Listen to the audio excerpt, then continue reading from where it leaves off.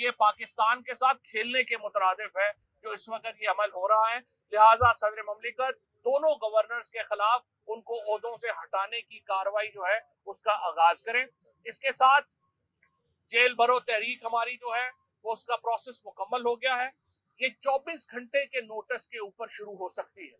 हो सकता है ये कल शुरू हो जाए, हो सकता है ये परसों शुरू हो जाए, लेकिन ये तहरीक बिल्कुल मुकम्मल है और इंशाल्लाह हजारों लोग इस वक्त जो है वो गिरफ्तारी देने के लिए तैयार हैं। अगर राजा सिकंदर सुल्तान ये समझता है कि वो अकेला पूरे मुल्क में जमहूरियत जो है उसको सस्पेंड कर देगा और इलेक्शन, पूरे आइन की जो रूह होती है, सबसे जरूरी चीज होती है वो इलेक्शन होती है, क्योंकि कौन कानून साजी करेगा, कौन हुक्मरानी करेगा, इसका फैसला बंद कमरों में नहीं होना, इसका फैसला अवाम ने करना है। अगर हाँ एक राजा सिकंदर सुल्तान के कहने पे हम उस आइन को मुंजमद करने जा रहे हैं और पाकिस्तान में से जमहूरियत की रूह को भी खत्म करने जा रहे हैं, तो फिर कहां से मईशत आपकी मुस्तहकम होगी, फिर कहां से सियासी इस्तेकाम आएगा इस मुल्क के अंदर। तो होश के नाखून लें, हाईकोर्ट का फैसला आ चुका है, उस पर फौरी तौर पर अमल दरामद होना चाहिए, वरना तौहीन कंटेम्प्ट जो है, तौहीन अदालत का जो कानून है वो आपके सामने मौजूद है। हम पे तो सारे कानून लगे ना, तौहीन बिलावल भी लग गया, तौहीन IMF भी लग गया, तौहीन इलेक्शन कमीशन भी लग गया, पता नहीं किस किस की तौहीन और लग जाएगी। तो ये जो तौहीन अदालत हो रही है और तौहीन जमहूरियत हो रही है, तौहीन पाकिस्तान हो रही है, इस मुल्क में हकूक का जो जनाजा निकाला जा रहा है इंसानी हकूक का, इसके ऊपर असल में कानून जो है उसको फौरी तौर पे आना चाहिए। और उनके अंदर एक बहुत बड़ा आईनी बहरान जो है वो पैदा हो चुका है और इस बहरान का जो आज चौथा दिन है कि हाई कोर्ट ये हुक्म दे चुकी है और उसके बावजूद इंतखाबात की तरफ हम नहीं बढ़ रहे। दूसरी तरफ हम देख रहे हैं कि मरियम नवाज शरीफ और सुल्तान सिकंदर अदलिया के खिलाफ एक भरपूर मुहिम चला रहे हैं।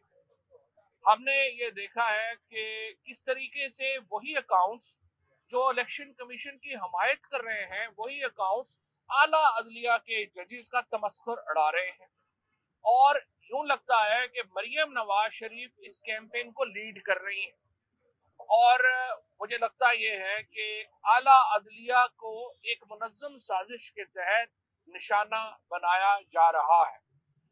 इसका जो मामला है वो क्यों ये हो रहा है, इसकी सबसे बड़ी वजह यह है कि जो NRO दिया गया था पिछली रजीम की तरफ से 1100 अरब रुपए का जो पैसा शरीफ फैमिली और जरदारी फैमिली को मिला था, वो केस सुप्रीम कोर्ट में कंक्लूड होने लगा है और अब जजेस के ऊपर ये दबाव बढ़ाने के लिए एक पोजीशन ली जा रही है और जिसमें आला अदलिया को एक डिफेंसिव करने के लिए ये मुहिम जो है वो चलाई जा रही है।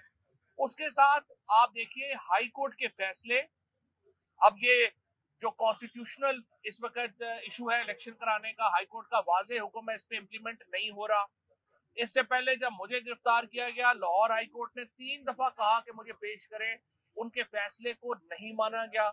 इस्लामाबाद हाई कोर्ट ने कहा इस्लामाबाद के अंदर इलेक्शन करवाएं, वो फैसला रद्दी की टोकरी में चला गया।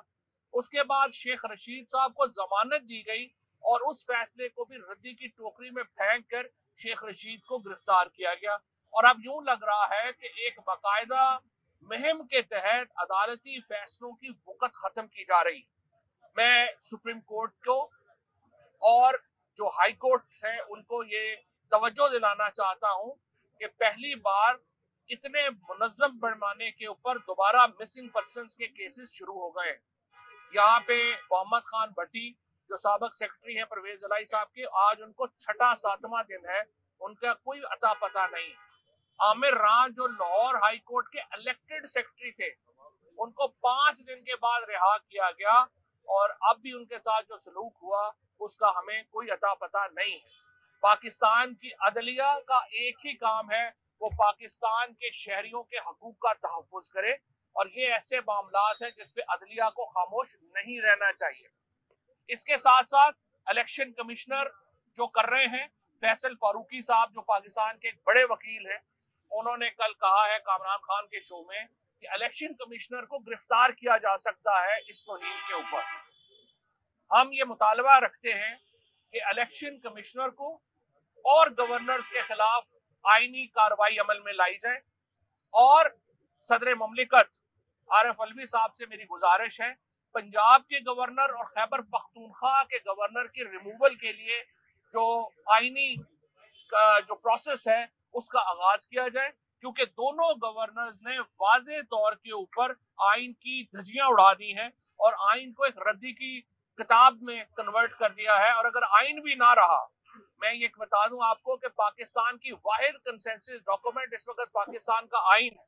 अगर ये आइन को भी पाकिस्तान के अंदर इस तरह से सबोटाज कर दिया गया, फिर पाकिस्तान के अंदर कोई कंसेंसस डॉक्यूमेंट नहीं बचेगी, कोई इत्तफाक राय नहीं हो सकेगा। और ये पाकिस्तान के साथ खेलने के मुतरादिफ है जो इस वक्त ये अमल हो रहा है। लिहाजा सदर ममलिकत दोनों गवर्नर्स के खिलाफ उनको ओहदों से हटाने की कार्रवाई जो है उसका आगाज करें। इसके साथ जेल भरो तहरीक हमारी जो है वो उसका प्रोसेस मुकम्मल हो गया है। ये 24 घंटे के नोटिस के ऊपर शुरू हो सकती है। हो सकता है ये कल शुरू हो जाए, हो सकता है ये परसों शुरू हो जाए, लेकिन ये तहरीक बिल्कुल मुकम्मल है और इंशाल्लाह हजारों लोग इस वक्त जो है वो गिरफ्तारी देने के लिए तैयार हैं। मुझे उम्मीद है सुप्रीम कोर्ट और पाकिस्तान की हाई कोर्ट इन मामला का नोटिस लेंगी। इसके साथ में एक और नुकता ये रखना चाहता हूँ, जब ये इंटरिम गवर्नमेंट बनी थी, हमने पंजाब में ये कहा कि 22 अफसर हैं जो तहरीक इंसाफ के खिलाफ जाती तौर पे मुलव्वस हैं यहाँ पे इंतकामी कार्रवाइयों में, और उनको यहाँ अपॉइंट ना किया जाए।